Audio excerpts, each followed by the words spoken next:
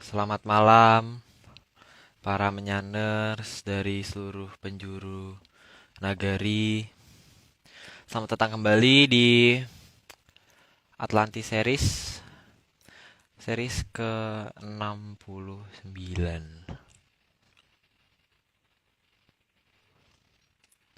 Ya,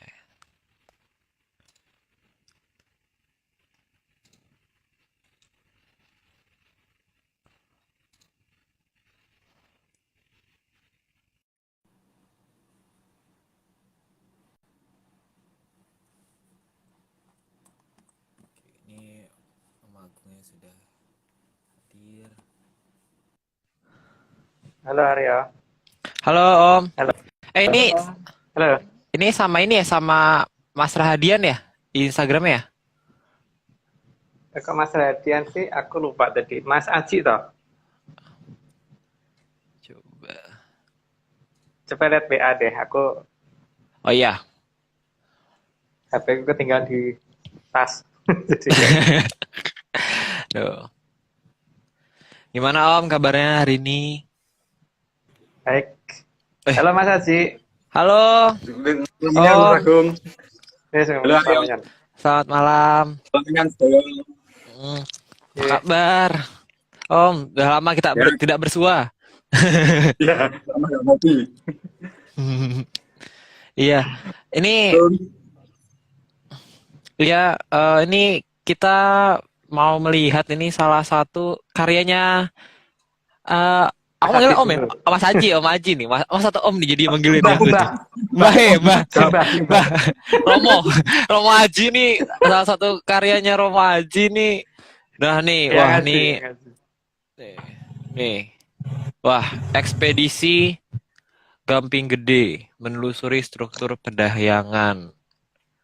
Wah, Ya, ini kita nonton awalnya dulu nih, biar nanti menyanders nonton sendiri di rumahnya masing-masing. Ini tentang apa nih, Om Aji? Video ini tentang apa gitu? Boleh cerita dikit gak? waktu itu, Spoiler dikit gitu. Ya. ya, waktu itu Mas Dani, dari Mas Dani awalnya. Oh, Nah, Mas Dani waktu itu atur penyusung kepada beliau-beliau, kemudian diarahkan untuk soan di Pedayangan daerah Gamping. daerah Nah, kemudian Gamping. ya, dan kita tim Sangaji dan saudara-saudara dari Menyanes di selatan, kita ekspedisi bareng-bareng. Wah, mantap nih ekspedisi kayak gini kapan-kapan harus live Instagram juga nih. Wah, Ya, ini Bopo Agung pasti beresin. setuju juga nih kalau live Instagram sambil kita keliling gitu ya. Emang bisa. Di daerah Oh itu memang bisa iya, ding. dipakai live. Iya, ding. Sinyalnya itu. Kan Aryo Oh, pernah ikut. iya sih Pernah bener. ikut Bener, di bener. daerah Jonggol. Harusnya beli wifi dulu di sana gitu dipasang. Suwon, nyuwon ke Iya. Eyang dipasangin wifi di sana. Ya, sinyal Harus tinggi. seperti itu. Biar bisa kita live di sana nih. Penyanyi pasti penasaran nih. Nih satu lagi nih, ini YouTube juga nih dari YouTube-nya pakar ketidaktahuan. Nih pakar-pakar ketidaktahuan nih terus juru telat mikir nih kita baru ngupload nih saat iya open mic kemarin kita baru upload. Wah, nih kalau ada yang penasaran nih ya tentang ada yang Kok salah kemarin ya. itu tadi toh? Tadi ya, Tadi. tadi kita upload tentang bentuk-bentuk pasir yang ada di selatan Jawa kayaknya ada yang sesuatu yang aneh ya Om ya. Dan ini kayak Iya. pernah disampaikan di live-live sebelumnya. Tapi kalau misalnya emang Iya, pernah. penasaran, ini bisa ditonton langsung nih di Silahkan channel Open Mic. Iya. langsung. Atau langsung ke lapangan, langsung lihat ke pantai Langsung ke sendiri. lapangan, iya Itu langsung kan ke lebih, lapangan. itu lebih baik ya. Heeh. Iya. Oh ya Terus ini ada juga, kiriman video ya. oh ya ada kiriman video nih dari Mas Anto, bener ya dari Mas Anto. Nih, ini ada, aduh, aku harus harus agak deketin nih, agak di zoom. Nih kelihatannya kayak bentuknya seperti naga sih Om. Kayak naga ya, terbang gitu. Ini di pesawat sih kayaknya ya. Ini ada baling-baling ini kayak Sawah. Sayap toh, itu sayap. saya ketemu ini kayak Sayap. baling Sayap kan. sayap ya. Kalau helikopter kali. Iya, iya itulah. Ini ada kayak kepala naga ini. Ini kepala naga ya. Mungkin mungkin nggak jelas. Sayangnya kurang jelas. Iya kalau di Kurang Instagram jelas. kurang jelas sih coba bisa agak dipajuin nggak? Bisa diperjelas gitu ya. Ah, ini jelas nih. Nah, itu Agak Masih sedikit. agak blur sih. Wah, ini nggak boleh Masih dilihat agak. nih. Wah, ini ada gangguan ya. Berarti tidak boleh diperlihatkan sepertinya. Nih kayak ada kepala naga. Nih gimana nih, Bapak Agung nih? Gimana penjelasannya? Ya memang sudah ini toh, sudah angguk-angguk mau pengen pada muncul toh. Jadi bagus dong kalau mereka udah mulai kelihatan Wah, satu-satu. wah bener. Wah. Ini berarti cucu-cucu istilahnya kayak cucu-cucunya Nogo Tapak Angin ya, Aku, berarti ya, Om ya. iya, masih Wah, anak-anaknya nih itu, anak-anak an- putunya. anaknya segede itu. Segede apa ya itu aslinya ya? Penasaran tapi Ntar takut lah. gitu loh. Sebenarnya penasaran tapi takut gitu. Nih, makasih Mas Anto nih udah ngasih video ini. Wah, ini keren banget nih. Semoga kita Terus bisa ada yang bahas video ya lagi kalau di nggak ke salah. depan. Iya, nih ada video. Ada. Tadi video juga, Om. Nih, ada Tapi video tadi lagi nih. ya, Nih, video juga nih di daerah Mas Anto juga nih dari di daerah Labuan Bajo, Pelangi Kembar. hmm, Nih kalau misalnya dilihat ini dua sih. Kalau misalnya kelihatan nih ada dua ya Pelangi keren Kembar. ya.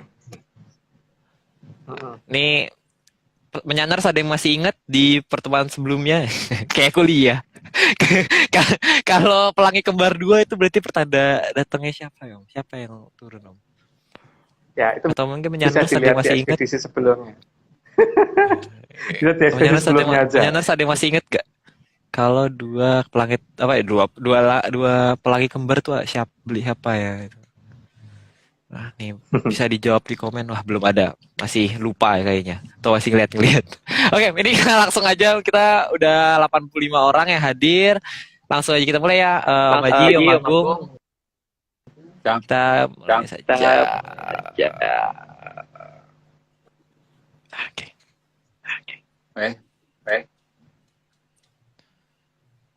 Oke, kita ke slide pertama ya. slide Monggo, pertama, Mas. slide pertama, J. Siap, J. Slide pertama. Dahulu sebelum menjadi mahapati sang Prada adalah adipati yang bergelar sang Prabu Prada. Kalau zaman dulu tuh Adipati gelarnya Prabu ya, bukan Mahaprabu tapi Prabu. Prabu itu artinya raja di daerah yang lebih. Kalau sekarang sih mungkin kayak negara bagian, karena negara zaman dulu kan sifatnya negara bagian ya, bukan bukan kayak provinsi gitu, bukan. Jadi negara bagian, dan salah satu kepala negara bagian tersebut di Kadipaten Galuh itu dipegang oleh sang Prabu Bogor Prada. Itu yang kemudian dikenal sebagai itulah. Ya, terus lanjut ya, kemudian beliau Sorry, diangkat Om. sebagai Mahapati di Kuripan ya. Sorry Om, ini kayaknya dari Om Agung suaranya double. Oh Boleh ya. dicolokin lagi nggak, Om? Oke, sebentar ya.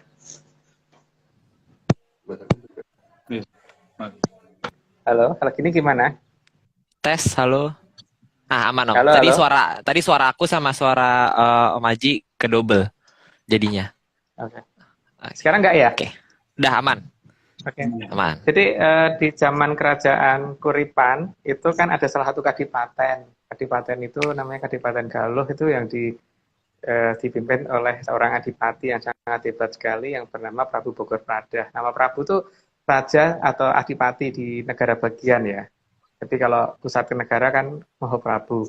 Nah di sini karena beliau itu sangat dipercaya oleh Mahaprabu Airlangga waktu itu, maka kemudian dijadikan Mahapatih di kerajaan Kuripan. Kuripan ya, saya ngomong Kuripan bukan Kahuripan. Oke, lanjut Mas. Slide kedua. Pada zaman Mahaprabu Airlangga menjadi Mahaprabu, sang Bogor Prada dijadikan Mahapatih di kerajaan Kuripan. Udah kebablasan tadi ternyata. Ya, di sini saya sudah jelaskan yang tadi, cuman sekali lagi bahwa nama kerajaannya Kuripan ya, bukan Kahuripan. Karena memang yang saya kenal namanya Kuripan. Jadi beliau diangkat sebagai Mahapatih yang bergerak Mahapatih Bogor Prada atau sang Mahapatih yang tadinya seorang Prabu atau seorang Adipati di kerajaan Galuh. Lanjut Mas. Slide ketiga. Sang Mahapatih Bogor Prada juga dikenal sebagai Ki Sapu Regel. Sapu regel. Sapu regel itu artinya sapu yang itu sapu yang jeprak-jeprak itu loh. Makanya kadang-kadang juga disebut Mbah Jeprak. sapu halaman, Mas. Sapu halaman, bukan sapu dalam rumah ya. Sapu Sapu lidi lidi, gitu ya. Itu sapu yang lidi. ya, Ya, itu yang Mas Agung. sapu lidi yang ada gagangnya itu namanya sapu regel atau sapu jeprak atau mbah jeprak kan. Karena Mahapatih Bogor Pradah ini kan ketempatan di Lurah Semar. Mau lanjut dulu, Mbak. Kayaknya udah ada di bawahnya deh. Kelebihan nih. Oh, Slide keempat. Sebutan lain dari Ki Sapu Regel adalah sapu jeprak. Maka kadang juga disebut Mbah Jeprak. ya. Jadi kalau mengenal nama-nama itu berarti nama-nama itu tuh nama-nama yang nggak jauh dari Sungai Berantas ya. Ya gitu yang paling penting itu. Oke lanjut dulu Mas. Ki Sapu Regel adalah wujud dari Ki Lurah Semar di zaman kerajaan Kuripan. Kuripan ya, bukan Kahuripan. Dan di sini nama Ki Sapu Regel itu kadang di zaman Kuripan di generasi sebelumnya pernah menjadi nama Jati Pitutur ya, karena Pitutur Jatinya kan itu si Ki Lurah Sabdopalon atau togoknya di zaman itu gitu. Atau di zaman setelah itu, di zaman Kuripan, tapi yang di setelah itu tuh pakai nama Jurudyah Prasonto atau Judeh Prasonto. Oke, lanjut dulu Mas, nggak kebablasan aku. Slide ke-6. Maka dapat dipastikan Sang Mahapatih Bogor Prada adalah titisan dari Sang Hyang Batara Ismaya. Ya, itu udah jelas ya, karena Semar itu siapa gitu. Dan apa yang paling penting itu nama ini nggak akan jauh dari Sungai Berantas. Oke lanjut Mas. Slide ke-7. Sang Mahapatih Bogor Prada adalah seseorang yang sangat sakti. Sebagai orang yang sangat mumpuni, maka juga disebut sebagai seorang empu. Ya, empu karena memang sakti banget ya, sakti, mumpuni, pinter, cerdas dan semuanya dia dapat lah. Dan tidak ada kekurangannya sama sekali. Maka kemudian beliaulah yang menjadi Mahapatih karena memang menguasai segala-galanya dan bisa meredam semua hal yang tidak baik di kerajaan itu. Lanjut Mas. Slide ke-8. Karena sistem pengucapan di zaman dahulu, maka Empu Bogor Prada lebih sering dipanggil dengan nama Empu Barada. Ya, Empu Barada itu adalah Sang Prabu Bogor Prada atau Mahapatih Bogor Prada. Di sini sudah dijelasin, jadi sudah cukup jelas. Lanjut dulu Mas. Slide ke-9. Sebagai seorang satria yang menjadi pelindung kerajaan, maka Empu Barada sangat berpihak kepada kehidupan, bukan pada kematian. Maka beliaulah yang bertugas menjaga agar negara selalu aman. Ya, namanya satria ya. Kalau satria mengadakan pembunuhan itu bukan satria, itu namanya buto gitu. Dan tugas satria memang untuk memerangi sesuatu hal yang bersifat durbekso atau sesuatu hal yang menjadi malapetakannya alam raya. Itu memang tugas dari satria dan di sini Ubarada memang seorang satria, jadi harus seperti itu. Lanjut Mas. Slide ke-10. Sang Mahapatih Bogor Prada atau Empu Barada menjadi Mahapatih di kerajaan Kuripan. Karena beliau tahu bahwa Sang Mahaprabu Airlangga adalah titisan dari Sang Hyang Batara Wisnu. Tugasnya Semar memang ngomong yang namanya titisannya Wisnu kan, dan di sini sekali lagi saya cerita ini adalah tentang kerajaan Kuripan ya, karena yang Airlangga kalau memberitahu tidak ada nama kerajaan Kahuripan, yang ada Kuripan.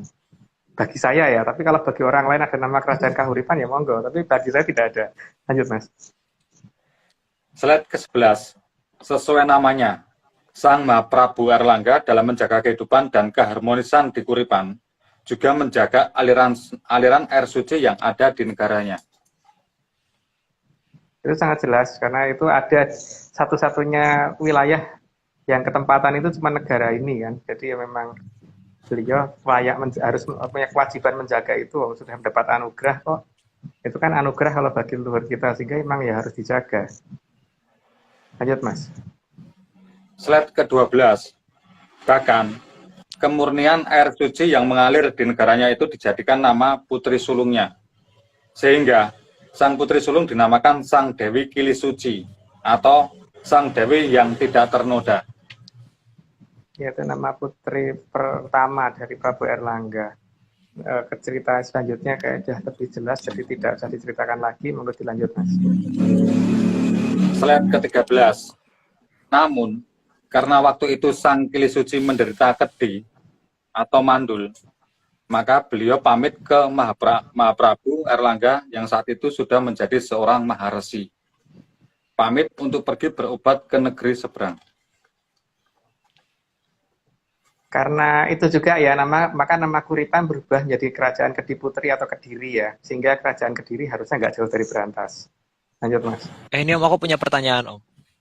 Ya, Ini kan tadi ada kata kalimat gini, ketika ke Mahaprabu Erlangga dan saat itu sudah menjadi seorang maharesi. Berarti itu pada saat itu apakah Mahaprabu Erlangga itu sudah turun jabatan gitu atau gimana Om? sudah. Kerajaan sudah diserahkan ke Dewi Kili Suci selama beberapa saat. Jadi Prabu Erlangga sudah mundur ke Prabon. Jadi kerajaan sudah di bawah perintah Dewi Kili Suci. Oh, Jadi berarti perempuan tuh boleh jadi raja jangan dulu. berarti seorang Mahaprabu itu ketika dia sudah tidak menjabat gitu ya, berarti dia akan menjadi seorang maharesi gitu ketika dia udah istilahnya udah pensiun lah gitu jadi raja gitu. Ya, seperti itu ya. Berarti itu juga sama Harusnya loh ya. berarti itu sama terjadi juga maksudnya di zaman-zaman kayak misalnya yang kita tahu ya misalnya zaman-zaman Mahabharata gitu-gitu juga berarti seperti itu ya. Atau... Iya. Makanya kan zaman dulu Prabu Sentanumurti pada saat mundur juga menjadi itu juga kan. Iya benar-benar. Menjadi maharesi juga. Selalu begitu. Sebelum pulang ke Kayangan begitu biasanya. Oke. Menarik. Jadi Oke. lanjut? Iya, boleh lanjut Om. Ya.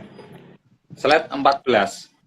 Karena dipamiti anaknya yang akan pergi berobat ke negeri lain, maka ucapan seorang bapak saat dipamiti akan berkata, sembuhlah. Sembuhlah. Dalam bahasa Kawi ataupun Sangsekerta diucapkan Maria. Yang nantinya akan jadi nama panggilan Sang Dewi Kili Suci atau Sang Dewi yang tidak ternoda. Harusnya dipisah ya. Mari itu sembuh, ya sembuhlah gitu kan. Itu ucapan yang ada, yang diucapkan oleh Prabu Erlangga pada saat beliau berangkat dulu kan.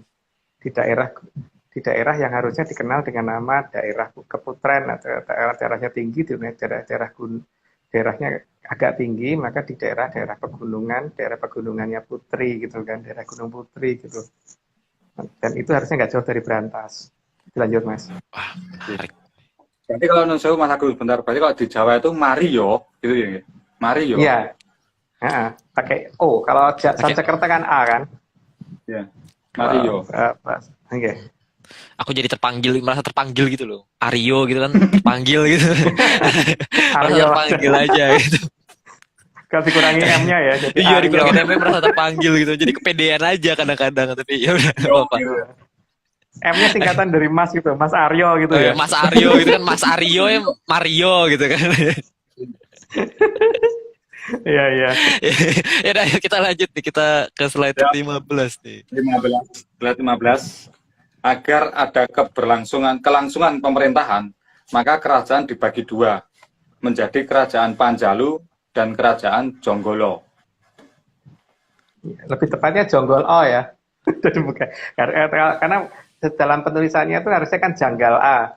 Janggal itu kan aneh ya, kerajaan yang aneh gitu loh. Karena semua keanehan alam raya ada di situ gitu.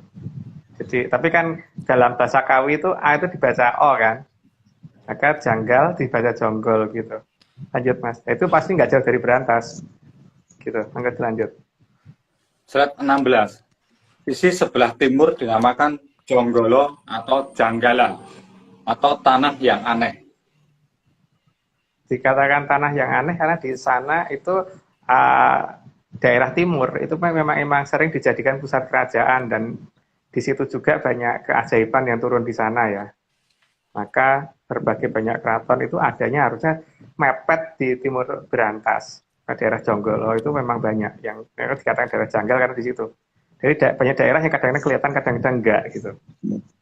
Lanjut Mas. Slide 17. Karena timur berarti muda, maka Prabu Lembu Amisena sebagai putra bungsu mendapat jatah di sebelah timur, di daerah Janggala.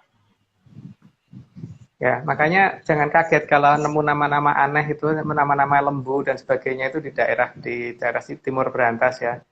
Seperti di daerah Gunung Pancar itu ada daerah-daerah yang menggunakan nama-nama itu gitu. Maka dilanjut aja, Mas. Slide 18. Dengan konsekuensi daerah Janggala lebih luas daripada daerah Panjalu. Ya itu jelas ya, karena konsekuensi itu Janggala pasti lebih luas. Karena kalau Janggala lebih sempit, itu berarti Berantasnya nggak di barat. Tapi kalau Berantasnya di barat, pasti Janggala lebih luas. Gitu. Jadi kita sesuai Karena sama peta ini ya Om ya. Ya, nah kenapa Prabu Erlangga meletakkan seperti itu? Itu kan karena timur itu artinya muda. Jadi yang muda itu taruhnya di timur. Gitu. Oke, dilanjut, Mas. Oh. Slide Ini 19. Ya, Aryo. nggak apa-apa, lanjut aja. Slide 19. Kondisi itu membuat putra kedua Sang Erlangga yang bernama Prabu Lembu Amiluhur tidak terima, dikarenakan lebih tua, tapi mendapat wilayah yang lebih sempit. Karena memang pada dasarnya nama timur itu artinya muda. Kalau beliau ditaruh di timur, berarti memang melanggar aturan nama kan. Secara aturan nama, kalau beliau lebih tua ya tidak di timur. Karena yang masih timur itu berarti yang masih muda. Itu memang betul, Prabu Erlangga meletakkan itu betul. Karena berdasarkan tata nama yang sudah digariskan leluhur bahwa timur itu adalah yang muda. Lanjut, Mas. Slide 20. Maka Panjalu dengan semua daya upaya berusaha mencaplok wilayah kerajaan Janggala, sehingga terjadi perang saudara. Hampir tepatnya. Nah, karena ada Berantas yang menghalangi itu. Itulah yang membuat mereka tidak bisa berperang, tapi hanya bisa saling gondok aja gitu. Lanjut, Mas. Slide 21. Kerajaan Janggala juga melakukan balasan, sehingga terjadilah perang besar. Sebenarnya hampir itu. Hampir, karena semuanya tidak ada senjata apapun yang mencapai seberang Berantas itu nggak ada yang bisa mencapai itu. Sehingga mereka akhirnya ya hanya bisa seolah-olah merasa nembak dan ini seolah-olah bisa melakukan pukulan tapi tidak ada satupun senjata mereka yang bisa mencapai ke seberang.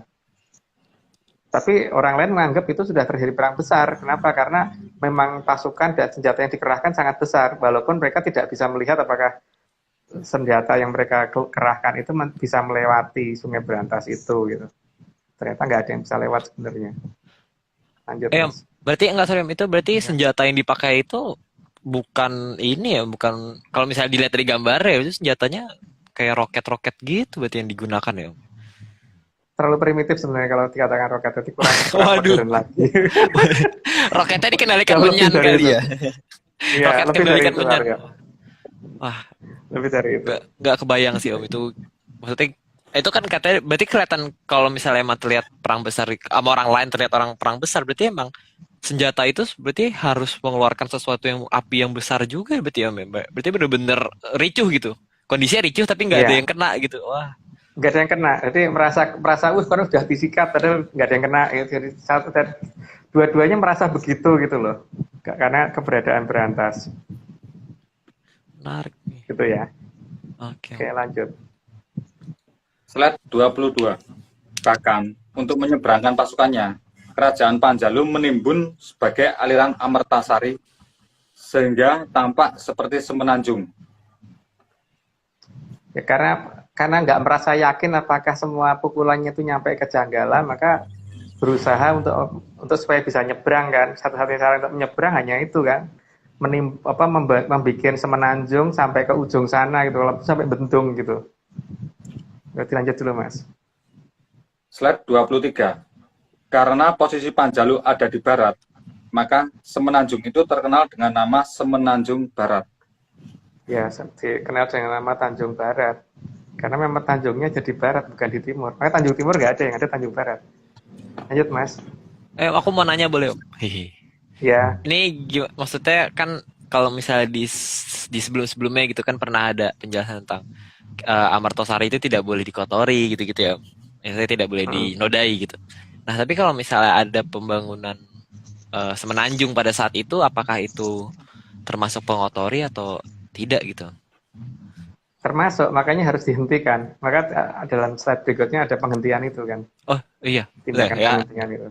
Coba kita lihat berikutnya. Oke, lanjut dulu Mas. Wah iya benar. Slide 24. Slide 24. Pembuatan Semenanjung Barat ini selain mengganggu aliran air suci Amertasari, juga tidak berpihak pada kehidupan dan merusak sistem aliran yang sudah ada. Itu makanya di sini mulai harus dipikirkan bagaimana menghentikan pembuatan Semenanjung Barat itu kan. Nah, di sinilah kemudian akan ada tindakan. Lanjut Mas. Slide 25. Kejadian pembuatan Semenanjung di Barat ini membuat sedih para leluhur. Wah. Dan yang sangat terpuruk adalah Sang Pubarada karena tugasnya untuk menjaga kehidupan. Itu sudah jelas kan, dari awal sudah diceritakan tugas Pubarada seorang satria itu ada untuk jaga kehidupan, bukan untuk membuat kematian. Lanjut Mas. Slide 26. Maka Sang Hyang Wening langsung turun dan meminta Empu Barada menggagalkan pembuatan Semenanjung di Barat Amertasari agar tidak terjadi perang. Karena Sang Hyang Wening itu wujudnya adalah anak balita kecil, maka kemudian dia datang dan memberitahukan kepada Empu Barada dan akan membackup penuh supaya Empu Barada berhasil menggagalkan pembuatan Semenanjung Barat itu, supaya tidak bisa untuk menyeberangkan pasukan dari Panjalu ke Janggala. Lanjut dulu aja daripada saya cerita kebablasan. Slide 27. Sang Hyang Wening memberikan sebuah kendi berisi air abadi yang tidak akan pernah habis dan bisa untuk menghentikan pembuatan Semenanjung di Barat. Dan dalam air itu juga ada satu mantra yang berisi bahwa siapa yang menyeberang untuk mengadakan peperangan pasti akan kalah. Gitu ya. Ingat ya kata-kata ini nanti ya. Karena ini nanti akan berlaku kenapa bukan nyindir Aryo ya, Aryo Penangsang kalah gitu. Waduh. Aryo yang kalah lain. dengan Panembahan Senopati gara-gara nyembang berantas gitu. Nah, ini Aryo yang lain, Aryo yang lain. Tapi nanti ya, itu cerita yang nanti banget. Oke lanjut Mas.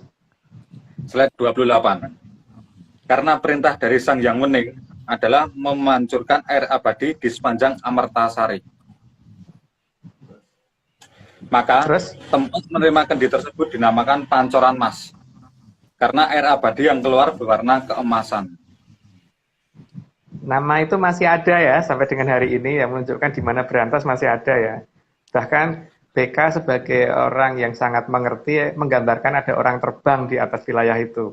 Yang menunjukkan bahwa Empu Barada terbang sambil mengucurkan air di sepanjang Sungai Berantas. Lanjut Mas. Berarti berantas di mana harusnya ketahuan. Oke. Slide 29. Segera setelah menerima kendi dan air keabadian tersebut, maka Empu Barada terbang dan memancorkan air abadi dari kendi. Dipancorkan dari arah utara ke selatan bolak-balik. Ya, karena dia punya Ajidami Aking ya bisa terbang. Dan penggambarannya sangat jelas banget BK itu dalam menggambarkan itu. Berarti memang beliau sangat mengerti tentang seharusnya dari nama apa pancoran itu. Mau lanjut Mas. Slide 30. Akibat terkena air abadi dari kendi yang dibawa Empu Barada, maka Semenanjung Barat menghilang dan perang besar tidak bisa terjadi. Sebenarnya tidak menghilang secara penuh sih, karena memang harus ada kenangan yang untuk menunjukkan bahwa itu suatu kesalahan yang jangan diulang. Berarti Semenanjung Barat masih ada, tapi tidak utuh. Dan minimal namanya juga masih dikenang sampai dengan hari ini dengan keberadaan nama Tanjung Barat. Jadi ini sekalian untuk tujuan dari Mubrada supaya nama itu tetap ada, nama pancoran tetap ada, itu hanya untuk menunjukkan supaya berantas itu sebenarnya ada di mana sih gitu loh. Jadi supaya orang pada ngerti bahwa Sungai Berantas ada di mana, tujuan yang paling utama kan itu. Cuman masalahnya adalah ketika Amertasari ini ditutup atau Berantas ini ditutup, ya memang jadi orang tidak akan bisa mengerti dengan gampang di mana Sungai Berantas itu berada. Sementara ada nama sungai lain yang menggunakan nama yang sama, tapi alirannya tidak utara-selatan, alirannya belok ke timur, gitu. Nah, di sini tujuan utama dari episode hari ini itu sebenarnya adalah dongeng saya ya. Dongeng. Jadi yang namanya dongeng itu kan boleh dipercaya, boleh enggak kan. Jadi Iya. enggak wajib dipercaya ya. Jadi tidak wajib dipercaya bahwa Prasmanan. nama-nama ini akan sangat-sangat berhubungan erat dengan keberadaan Sungai Berantas. Jadi tadi kan mulai dengan keberadaan nama Bogor Prada, keberadaan nama Mbah Jepra, keberadaan nama Pancoran, keberadaan nama Tanjung Barat. apa tuh namanya Tanjung Barat. Itu adalah nama-nama yang berdasarkan cerita di Kerajaan Kuripan, bukan Kahuripan ya, Kerajaan Kuripan yang menunjukkan di mana Berantas sebenarnya gitu. Oke, lanjut Mas. Berarti aku mau nanya, berarti di sini ketika tadi kan dibilang kalau misalnya Empu Barada itu mengucurkan air terus menghancurkan apa namanya Tanjung Barat yang udah terbuat gitu pada waktu itu, pada masa itu ya. Maksudku apakah dengan penghancuran itu benar-benar berarti tidak memakan korban sama sekali dong? Kalau misalnya memang sebagai seorang satria kan dia tidak boleh membunuh gitu, atau tidak boleh apa sih ya harus memihak pada kehidupan gitu. Ya, tidak. Karena kan ketika beliau mendekati wilayah Tanjung Barat itu terjadi sesuatu yang membuat orang yang berada di atas Tanjung itu harus minggir dulu kan. Kabur dulu semua. Dalam jarak yang sudah terukur gitu. Sehingga ketika mereka sudah ada di tepi, baru beliau sampai di atasnya. Oh, Gitu. berarti Makanya beliau ke utara dulu, bukan langsung ke selatan. Bergerak ke utara dulu baru ke selatan. maksudnya Dari Pancoran, dari dari tengah, dari daerah Pancoran itu dia ke utara dulu, baru ke selatan. Ceritanya yang aku terima begitu loh. Jadi bukan langsung ke selatan. Dipancorkan ke utara dulu, dipancorkan ke utara, mentok sampai ke utara, terus baru beliau balik ke selatan. Nah itu kan memberi kesempatan supaya mereka yang ada di atas Tanjung itu supaya pergi dulu. Oh, Di atas Tanjung Barat itu biar pergi dulu. berarti emang udah kayak dikasih surat peringatan gitu ya. Ini akan dihancurkan Ya, gitu. ya. Berarti surat pengusiran gitu lah. Tapi hebat sih, maksudnya bisa bisa sampai tidak makan korban tuh menarik juga gitu. Jadi cerita yang menarik gitu. Ya. Makanya kalau biarlah dari Pancoran langsung bergerak ke selatan ya itu nggak lama, ya kan? Mereka Iya sih, masih ada di situ. Karena lebar sungai 8 kilo kan berarti mereka masih terlalu pepet. Tapi kalau beliau bergerak ke utara dulu, baru bergerak ke selatan kan memberi kesempatan untuk pergi dulu. Oke. Berarti menarik ceritanya, berarti makanya alirannya dari utara ke selatan itu karena setelah dari utara dibawa ke selatan lagi ya alirannya oleh si Empu Barada ini. Air Istilahnya gitu. pancurannya, Iya, bukan pancurannya. aliran di. Iya, maksudnya pancurannya jadi ke selatan Dan gitu. akibat pancoran itu, maka kemudian aliran air akan bergerak ke arah pinggir. Bergerak ke arah pinggir dengan kecepatan yang sangat besar dan ombak yang sangat besar, bukan menuju ke tengah atau menuju ke utara atau ke selatan, tapi menuju ke barat dan timur gitu, sehingga mereka yang berusaha nyebrang langsung kesapu ke pinggir lagi. Oh, dan itu berarti sampai sekarang gitu. Berarti Berantas itu memiliki aliran ke kanan ke kiri gitu. Maksudnya dari tengah Ya. great gitu. Oh. Ya, makanya kan kenapa kita diminta untuk sebelum mengenal Berantas yang asli kan diminta untuk nyoba menyesuaikan diri dengan Larungan dan Labuan di Kidul. Itu kan tujuannya itu kan, karena air itu akan menujunya ke pinggir, Oh, bukan karena menuju ke tengah laut atau ini. Karena kan itu dikatakan Segoro Nanggung ya. Jadi Berantas itu dikatakan Segoro Tanggung, bukan apa tuh namanya? Bukan sungai besar sungai gitu. yang ya. Jadi si mantan kali, bukan Kalimantan ya, mantan kali ini adalah Segoro Tanggung gitu. Tapi saya tidak ngomong bahwa Jakarta akan tenggelam, tidak loh ya. Cuman saya ngomong bahwa Berantas akan dibuka, bukan ngomong Jakarta tenggelam, bukan.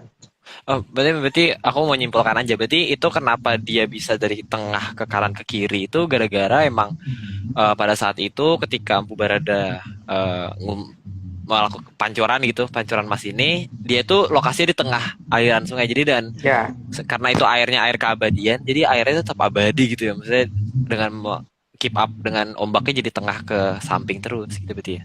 Iya, tengah ke pinggir, ke kanan dan ke kiri, ke barat dan ke timur arah ombaknya. Jadi bukan menuju utara dan selatan ombaknya. Tapi juga ada gerakan ke utara ada, tapi yang besarnya adalah ke timur dan ke barat ya. Oh, Karena berarti itu tujuannya supaya tidak bisa. sepanjang itu, sepanjang ratusan kilometer ya, anggap aja ratusan kilometer, aku mungkin nggak tahu, tapi ratusan kilometer itu panjangnya itu semuanya Om, semuanya ke samping, berarti. Iya, Wah, ceritanya begitu. ceritanya, Ceritanya ya. Ini ceritanya begitu. dongengnya. Dongengnya seperti itu. Dongengnya. Wah, ini menarik. Nah, dongeng itu tidak layak dipercaya. Iya. Nggak sabar, nggak sabar pengen lihat kalau emang ada. Nggak sabar aja, nggak sabar. Wah, ini Ya sabar menarik. buka Ya. gimana ya? Ya Kok sabar buka aku gimana? loh, bukan yang bertanggung jawab silakan membuka gitu loh, silakan membuka yang bertanggung jawab. Yaudah yuk, kita lanjut dulu nih Ya, kita ke kalau kita tanggung menjawab ya Rio. Kalau kita kan iya tanggung menjawab. iya yang bertanggung jawab silahkan, kita tinggal jawab doang, kita udah nggak bertanggung jawab. Jawab Ya tanggung. Menjawab jawab tanggung tanggung. gitu. Ya menjawab tanggung. Guys, kita lanjut yuk, kita slide 31 nih. Ya, slide 31. Sehingga aliran Amartasari menjadi indah dan kedamaian terwujud kembali. Ya karena memang mereka jadinya nggak bisa perang karena setiap kali berusaha menyeberang kesapu ke pinggir. Setiap kali mau menyeberang kesapu ke pinggir, berarti nggak bisa. Mau ke tengah aja nggak bisa. Berapa meter ke tengah aja udah bingung gitu. Memang tujuannya itu kan, Bu Barada. Jadi ya mereka hanya bisa berangan-angan untuk menyerang ke seberang, tapi tidak bisa menyeberang gitu. Sampai kedamaian terjadi, baru mereka bisa menyeberang. Kalau tujuan mereka untuk nyebrang tidak perang ya bisa, tapi kalau tujuannya untuk perang nggak boleh. Oh, berarti dia kalau naik kapal gitu, tapi misalnya ya maksudnya pengen mengunjungi keluarga gitu di seberang, itu boleh Om berarti. Tapi situasi perang tetap nggak boleh. Kalau situasi negaranya masih menginginkan perang nggak diizinkan. Oh, nggak boleh. Berarti Karena walaupun orang itu tujuannya benar, tapi kan pasukan di sebelah itu begitu ngerti ada yang nyebrang pasti akan ditangkap. oh iya sih. Ya, Karena akan tahunya nyerang ya, ditangkap. Mas Agus. Karena tahunya nyerang ya. Ya, karena pikirannya yang dari negara itu tujuannya mau nyerang gitu kan. Dari sebelah tujuannya mau nyerang. Begitu juga mereka yang mau berangkat, pasukan yang jaga lihat ada orang dari sini mau berangkat, dikirain mata-mata dari sana kan. Jadi tetap Iya. tidak boleh. Karena membahayakan itu juga ya, akibat membahayakan. Iya. Kalau nggak dianggap mata-mata oleh pihak negaranya sendiri, dianggap penyusup dari negara lain kan. Jadi itu terpaksa mereka rakyat jadi tidak ya kayak terkondisi supaya mereka nggak bisa saling mengunjungi, terpaksa selama masa-masa itu. Wah, jadi di lockdown lah, di lockdown di posisinya gitu. Ya. Di lockdown itu nggak boleh keluar, kasihan. Tapi berarti kalau misalnya kondisinya sudah tentram, udah nggak ada peperangan, itu berarti penyeberangan itu Boleh. tetap ada ya, dengan kapal berarti ya, Tetap ada. dengan kapal. Ya, nggak tahu teknologi zaman dulu itu kan sangat maju, jadi nggak bisa dibayangin deh dengan kapal atau dengan apa yang lebih gampang lagi gitu. Karena aku penasaran Pasti kalau ada. ada di daerah sini ada nama jembatan Om, ada daerah nama jembatan gitu mungkin. Apakah ada hubungannya kan? Nggak tahu gitu. Daerah utara tuh Ya, ada ada nama nama. jembatan 5, jembatan 3 gitu kan. Iya gitu, itu Iya kan? menarik aja gitu sebenarnya. Ya. Ya seharusnya iya, tapi ya nggak tahu ya. Nggak tahu. Kan lebih baik kamu nggak tahu. Oh iya benar nggak tahu. Oke, wah nih kita penuh ketidaktahuan hari ini. Ayo kita Makanya tidak tahu lagi. ayo kita ke 32. Kita slide 32 nih. Oh. Slide 32. Untuk menjaga kedamaian, maka dibuat benteng besar yang akan membendung Panjalu agar tidak bisa menyeberang. Sehingga tempat itu dikenal dengan nama Kalibata. Kali boto, karena kalinya dibatasi boto yang kayak bentuknya kayak lebih dari benteng umumnya gitu loh harusnya. Itu memanjang dan tempat awal diletakkannya batu pertama itu dinamakan daerah Kaliboto gitu kan. Gitu ya. Tapi nama itu kan sekarang itu udah bergeser ya. Bergeser itu bisa bergeser ke barat timur atau ke utara selatan gitu kan. Tapi titik awalnya itu karena yang akan mengadakan penyerangan Panjalu, berarti Panjalunya dulu kan yang harus jadi Kalibotoni gitu loh. Oke. Jadi itu nama yang ada di Berantas kan berarti. Lanjut Mas. Slide 33. Pembangunan benteng atau menteng itu ditandai dengan pohon beringin putih atas perintah Maharsi Airlangga. Semata agar kedua putranya tidak berperang lagi. Inilah yang namanya Bendungan Waringin Sapto ya seharusnya. Jadi Bendung Waringin Sapto itu bukan membendung Sungai Berantasnya, tapi membendung supaya tidak terjadi pertempuran itu. Ditandain dengan 7 beringin warna putih. Karena Tujuannya kenapa warna putih? Karena supaya tidak ada pertempuran antara kebablasan enggak nih, jangan-jangan kebablasan. Lanjut dulu Mas.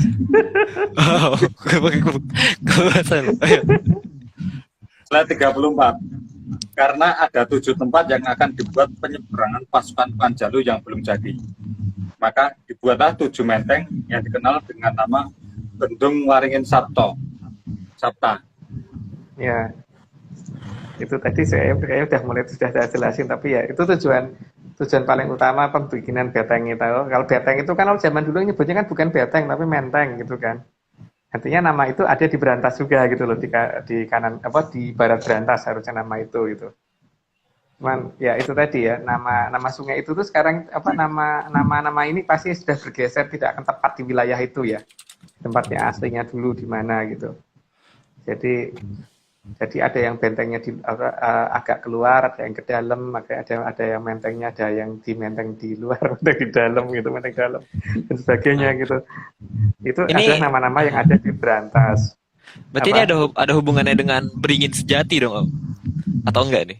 Ya, Oh, ya paling jadi Waringin Sabto, beringin itu kan ada dua macam, ada beringin yang warna hijau dan beringin yang daunnya warna putih kan. Tapi yang digunakan Prabu Erlangga kan yang beringin warna putih, jadi supaya ada kedamaian gitu loh. oh. Maksudnya Maksudku beliau kira-kira begitu. ada Waringin Jati gitu, Waringin yang sejati gitu kan. Nggak tahu ya, Ya nggak tahu itu ini ada. nanya aja, nanya aja, Ah, nanya aja, ini nanya aja. ya ada dong, ada daerah yang namanya bener-bener beringin yang sejati gitu kan. Jati Waringin gitu ya, kalau dalam bahasa Ya, Sanskertanya. ini aku nanya aja, Om. Sebenarnya. Salah satu nama yang tersisa tinggal itu gitu kan, paling tidak di pinggir Berantas. Oke. Oke, oh, ya kita lanjut. Slide 35. Akibat pembuatan bendung Waringin Sapta, maka terjadi aliran yang sangat deras di barat aliran Amertasari, sehingga pasukan Panjalu tidak bisa menyeberang ke Janggala. Ya, jadi kan selain dibikin menteng gitu, dibikin benteng, juga dibikin kanal samping gitu kan, kanal samping barat dan kanal samping timur. Nah, kanal samping tadi supaya tidak bisa diseberangi juga, jadi sebelum mereka bisa menjangkau ke aliran Amertasari harus melewati aliran kanal yang sangat deras itu. Nah, kanalnya itu kan juga dikatakan kali, tapi kali yang alirannya deras gitu loh, kali yang alirannya deras. Jadi mantan kali yang alirannya deras, bukan Kalimantan yang alirannya deras. Mantan kali yang alirannya deras gitu ya. Oh, aku Nah, kalau ini kira, benar dikatakan mantan kali karena memang bentuknya kali kalau itu, nggak begitu luas, aku nggak kira begitu lebar.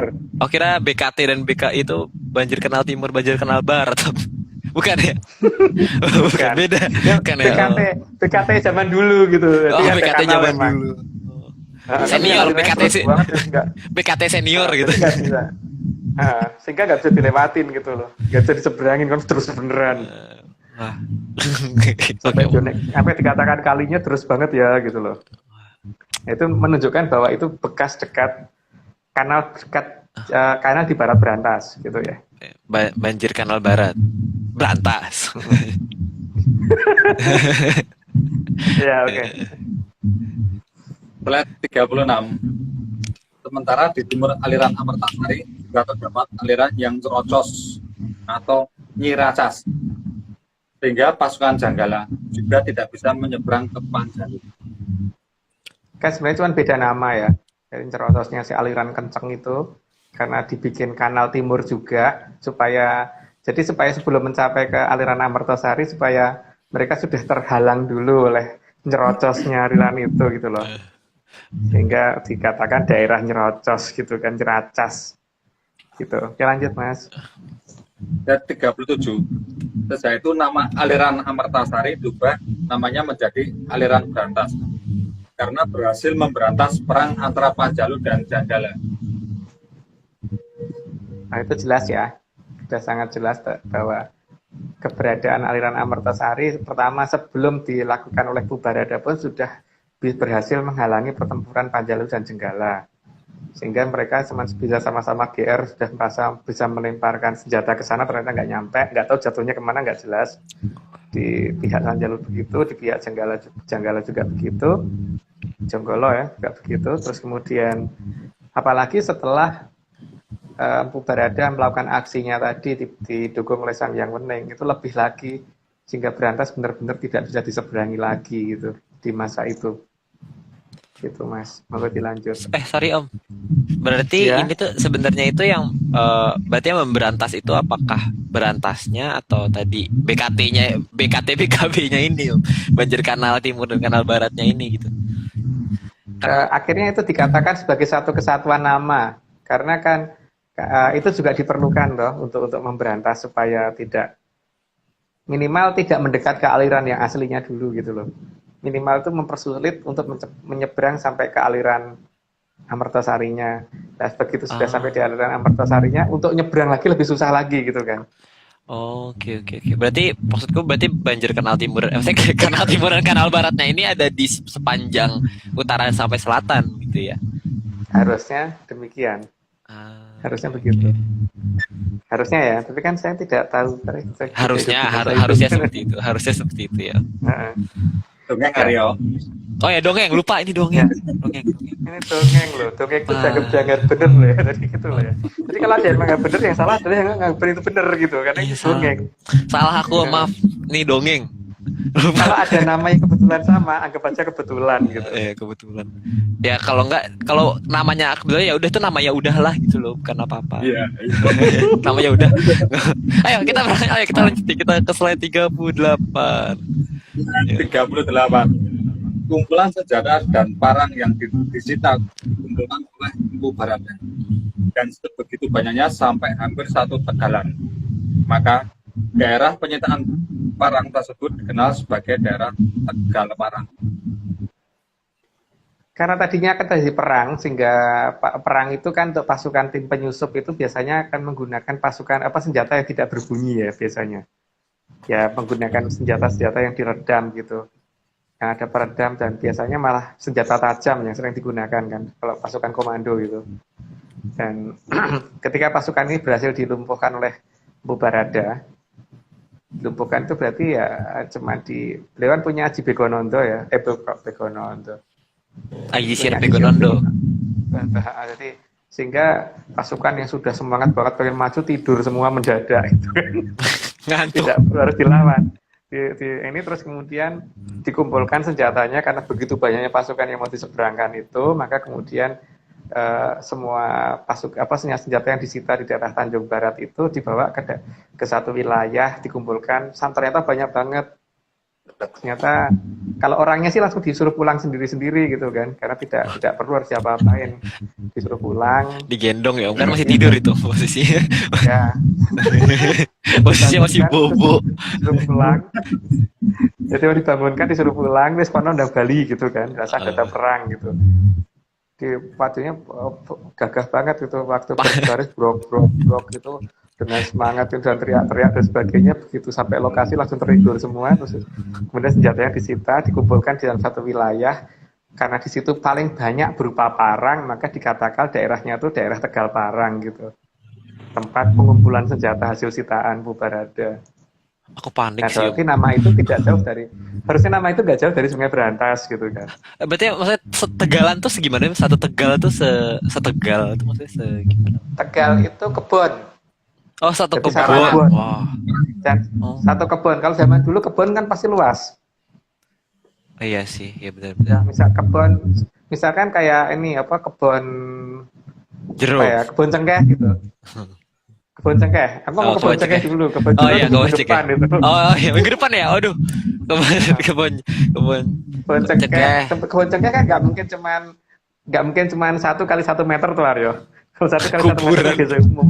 WC umum malah belum sampai kuburan. Iya sih. Satu Tegalan. Pasti hektar kan. 1 hektar kan pasti. Sekian ratus hektar biasanya gitu loh. Oh, berarti itu isinya bekas parang gitu dan senjata-senjata lain yang disita ya? Ya, tapi karena paling banyak berupa parang, maka dikatakan Tegal Parang gitu. Tegal tempat penyitaan parang. Ini aku panik sih Om, kalau lagi jalan terus tiba-tiba tidur itu panik sebenarnya. Siap perang semangat gitu, tiba-tiba ngantuk sih, kaget loh. Wah, nih seru nih kalau dibikin video game keren nih. Ini developer game menyanner, siapa tahu ada yang developer game dibikin ceritanya kayak gini seru. Ada satu main karakter bisa nidurin orang gitu. Bikin orang tidur gitu. Salah nanti, bikin orang tidur. Itu keren. Ayo kita lanjut nih, kita ke slide berikutnya. Tiga sembilan. Akhirnya, Ampu Barada berhasil mempertahankan kesucian aliran Antasari yang berubah menjadi berantas. Karena tujuan utama beliau sudah tahu banget bahwa aliran ini akan digunakan di masa depan. Sekarang belum kelihatan ya fungsinya untuk apa, tapi lihat aja nanti ada fungsinya gitu di masa depan. Masa depan itu ya berarti nggak jauh lagi harusnya kalau dari masa kita gitu. Dan itulah makanya kenapa perjuangan Pubarada sedemikian kuatnya supaya ini jangan sampai terganggu, aliran ini jangan sampai rusak. Supaya anugerah ini jangan sampai hilang dari negara kita gitu. Maka dilanjut Mas. Slide 40. Pandangan dan berpihaknya pada kehidupan yang dimiliki Empu Barada yang merupakan wujud lain dari Kilurah Semar. Karena bersihnya pandangan ke depan dengan menggunakan mata satu. Ini kembali ke ini ya, bahwa di Jawa itu memang kalau versi saya, dagelan saya itu bahwa wayang itu selalu digambarkan bermata satu, terutama Sang Hyang Bathara Ismaya, Semar dan Satrio-satrio, dewa-dewa, Bathara-bathara, Betara-betari gitu ya, para putri-putri dan sebagainya, pasti matanya satu. Tapi kalau Buto yang galak banget pasti matanya dua. Jadi bukan berarti karena dilihat dari samping terus matanya satu gitu. Jadi memang digambarkan itu, tujuannya itu. Gunakanlah mata satu. Lanjut Mas. Ayo. Oh, bahkan maksudnya aku mau nanya, bahkan Anoman itu ada yang menggambarkan matanya dua loh. Maksudnya Anoman itu kan maksudnya dianggap sebagai karakter yang hebat juga gitu. Tapi kenapa dia digambarkan sebagai matanya dua ya? Pada saat beliau marah itu biasanya digambarkan berkarakter mata dua. Ketika mengeluarkan Aji Malungging untuk jebol gunung. Oh, itu biasanya saat itu biasanya. Tapi pada saat beliau lagi sabar pasti gambarkan matanya satu. Oh, oke. Nah, ini kita 41. Slide Apa, Aryo? 41. nggak lanjut Om, silakan. Oh, lanjut. Oke, 41 Mas, monggo lanjut. Siap. Slide 41. Juga pandangan yang sangat jelas dalam jangka yang dibuat oleh Sang Hyang Bathara Wisnu adalah karena beliau melihat dengan mata satu. Apapun itu kalau kita melihat dengan mata dua dibanding mata satu, pasti seperti kita melihat pakai mikroskop, kita melihat pakai teleskop, kita melihat membidik dengan menggunakan senapan sniper, itu pasti harus menggunakan mata satu ya. Kalau pakai mata dua pasti nggak akan tepat karena teropongnya satu, gitu kan? Teropongnya satu. Kalau teropongnya dua, lah itu mungkin pakai mata dua. Kalau teropongnya satu, kalau pakai mata dua kan berarti malah dulu kan jadinya. Sama ditutup. Malah nggak fokus ya, Ya nggak fokus karena bingung kita Arya coba kalau Arya main sniperan gitu yang ada teleskopnya gitu, terus mata satu ditaruh di teleskop, mata satunya lagi juga melek gitu, bisa emang lihat? nggak bisa sih Om, kacau itu. Bingung Om, itu malah bingung jadinya. Iya toh, nggak mungkin pakai mata dua kan? Nah, karena teleskopnya satu, nah, itu juga batin kita itu cuma satu. Jadi kalau dua mata digunakan cuma pasti nggak akan jelas dalam melihat alam raya. Kalau batinnya dua, itu nggak tahu lagi berarti. Nah itu nggak tahu lagi. Tapi kan siapa tahu ada orang yang batinnya dua ya. Tapi kalau aku batinku cuma satu. Wah nih nggak tahu nih.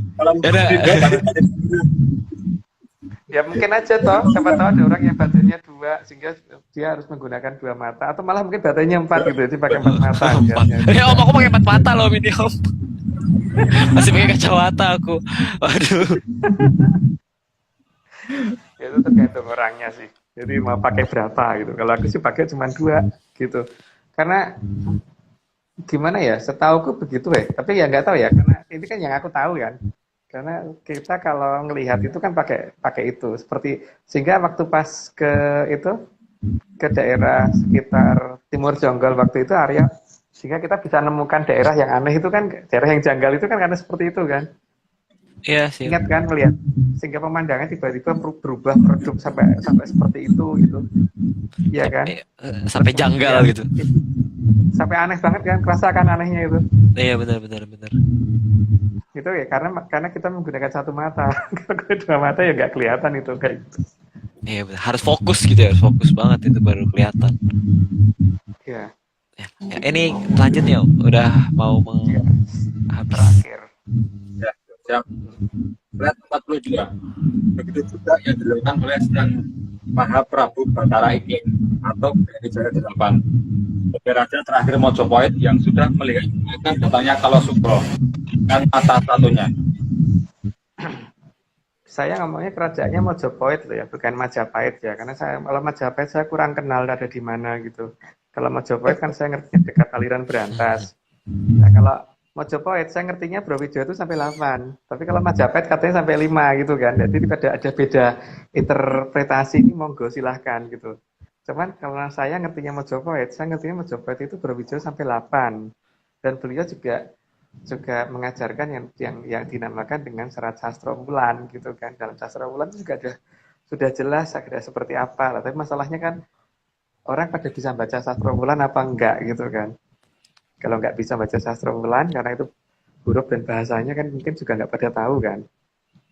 Gitu itu ini apa namanya?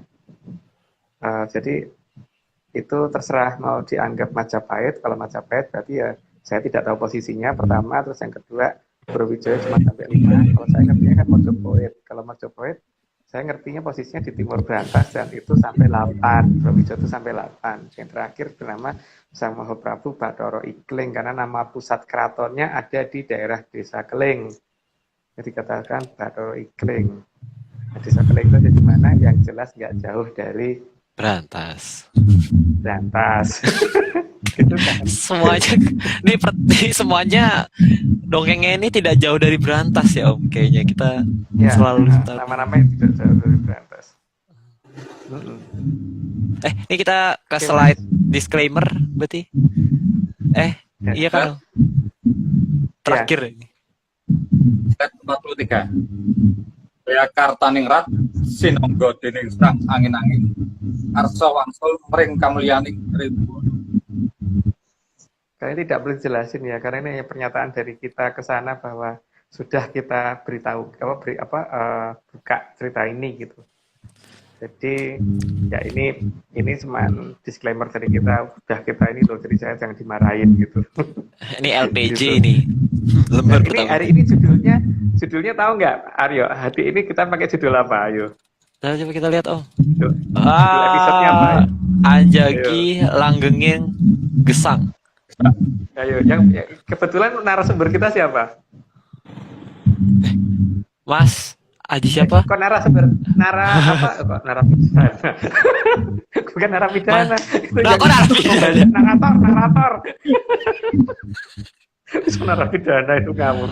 Oh alah, Om Gesang Naratornya. Aji. Wah. Langgengin gesang. Jadi- Wah. Oh. Langgengin Gesang yang baca naratornya. Gesang ya, Aji. Wah, nih pas kan? pas sekali nih. Oh ini emang arti gesang itu arti gesang ya bener, gesang itu artinya Gesang apa? itu hidup. Oh, Hidup, urip, hidup. urip. Oh, berarti Kan uripan kan sesuai dengan nama yang kita ini kan. Kita Berarti hari ini membicarakan uripan. kalau ini Anjagi langgengin gesang itu artinya apa? Menjaga kelangsungan kehidupan. Makanya tadi kita Keberlangsungan kehidupan deh, karena kehidupan yang langgeng gitu loh. Langgeng kan kelanggengan tahu lah ya Aryo bahasa. ya kelanggengan. Itu masuk bahasa Indonesia enggak sih? Iya. Enggak. Langgeng. Enggak sih kayaknya enggak. Langgeng iya lah. Langgeng. Dalam bahasa Iya. Indonesia ada lah langgeng. Langgeng ada. Ada sih. Iya kan. Ayo, Bukan anak bahasa. Ada alasannya selalu. Belum Om. Oke dan berarti lanjutan ini ya, tapi kita menceritakan berdasarkan kerajaan yang lain sehingga akan ditemui nama-nama yang lain gitu kan. Dari kerajaan yang lain kita akan menemukan nama-nama yang lain. Mungkin masih agak panjang tentang Berantas ini karena ini berarti kerajaan dong. beberapa kerajaan. Nah, titipan dari beberapa kerajaan, berarti kerajaannya enggak. Banyak. Kan kita udah ada Mojopahit, terus ada ini tadi hari ini Jenggolo Kuripan. sama Kuripan, terus Jenggolo sama Nampak apa? lalu. Panjalu. Mana lagi, Om?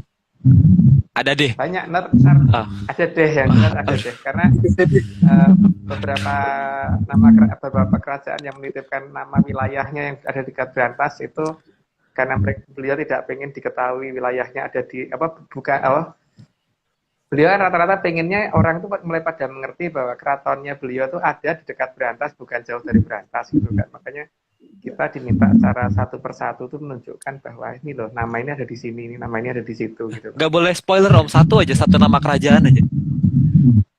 Nggak boleh, Om. Besar ya. Ya, Tipis-tipis, oh nggak boleh ya. Wah, penasaran nanti nih ini. ada. Oke. Ya, itu kalau minggu depan mungkin yang ada hubungannya dengan Dipati Murawari gitu. Terus pokoknya lihat aja nanti kayak apa. Wah, asik nih, udah di spoilerin nih. Oke, ini karena sudah pukul 10.00, 22. Nih, oh ya Om, ini kita minggu depan sepertinya Pak Marius harusnya sudah bisa ya kayaknya, Om ya. Bisa. Semoga Semoga bisa. kita doakan Tapi semoga. karena beliau ke Brebes. Mm, Beliau ke Brebes kan hari ini, jadi nggak bisa karena khawatir sinyalnya kurang baik karena dia ada pekerjaan yang tidak bisa ditinggal di Brebes. Mumpung lagi tidak ada PPKM ke sana gitu kan, jadi beliau ke sana gitu. Curang Ini ya kan sebenarnya ya kita disuruh nongol tapi ntar dia main-main. enggak, Om, tapi kan atas dasar pekerjaan, Om. Moga-moga kita dapat telur asin Aryo. Brebes tempat telur asin. Amin. Aku doyan telur asin, Om. Aku doyan. Nih, apalagi tambah rawon. Wah, dah selesai itu. Enak sekali. Oke. Iya, iya mantap. Oke, ini kita sudahi saja pertemuan malam ini. Terima kasih. Aku manggil apa ya? Mas Aji, Bopo Aji, terus Bopo Bopo Agung juga. Mas Nogo, Om Nogo, Bopo Nogo nih, Nogo Tapak Angin. Semoga makasih juga. Terus buat bentar, Mas Dani Argi, terus juga Pak Iwan, terus Mas Rahardian, semua makasih juga. Tadi gambarnya unik banget nih, gambarnya keren banget, penggambarannya jelas banget buat siapa namanya, Empu Baradanya keren banget. Dan kita sampai jumpa di pertemuan ke-70. Wah, 70. Udah KKM. Iya, udah KKM kita. Ya, terima kasih menyandar, salam menyan. Sampai bertemu di minggu depan. Bye. Dadah.